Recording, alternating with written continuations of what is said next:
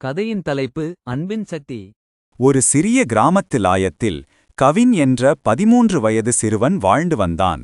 அவனுக்கு குதிரைகள் என்றால் உயிர்.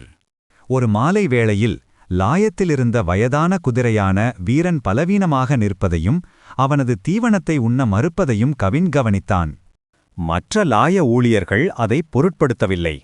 அவன் வயதாகிவிட்டான், அவனால் இனி வேலை செய்ய முடியாது என்று சொல்லிவிட்டு போய்விட்டார்கள். ஆனால் கவின் வீரனின் அருகில் மண்டியிட்டு அவனது சோர்வான கண்களை பார்த்தான். அவன் மெதுவாக, "நீ பல ஆண்டுகளாக மக்களை சுமந்து சென்றாய். இப்போது உன்னை கவனித்துக் கொள்வது என் முறை" என்று சொன்னான். அவன் கவனமாக வீரனின் குழம்புகளை சுத்தம் செய்து வெதுவெதுப்பான சுத்தமான தண்ணீர் கொடுத்தான். இரவு முழுவதும் அவன் அருகிலேயே இருந்தான். கவின் மென்மையான ஆறுதலான பாடல்களை பாடியதால் வயதான குதிரை அமைதியாகி ஓய்வெடுக்கத் தொடங்கியது. மறுநாள் காலையில் வீரனின் மூக்கால் கவினை மெதுவாக தள்ளியது. எல்லோரையும் ஆச்சரியத்தில் ஆழ்த்தும் வகையில் அவன் மீண்டும் சாப்பிட ஆரம்பித்தான்.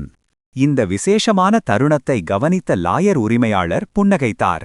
பலமான குதிரையில் அனைவரும் சவாரி செய்வார்கள், ஆனால் நல்ல இதயம் மட்டுமே சோர்வடைந்த குதிரையை ஆதரிக்கும் என்று அவர் கூறினார். அந்த நாள் முதல் கவின் கிராமம் முழுவதும் இரக்கத்தால் குணமாக்கும் சிறுவன் என்று அறியப்பட்டான். பலவீனமானவர்களை கவனித்துக் கொள்வது உங்களை வலிமையானவர்களை விட வலிமையாக்குகிறது என்பதை அவர் அனைவருக்கும் காட்டினார்.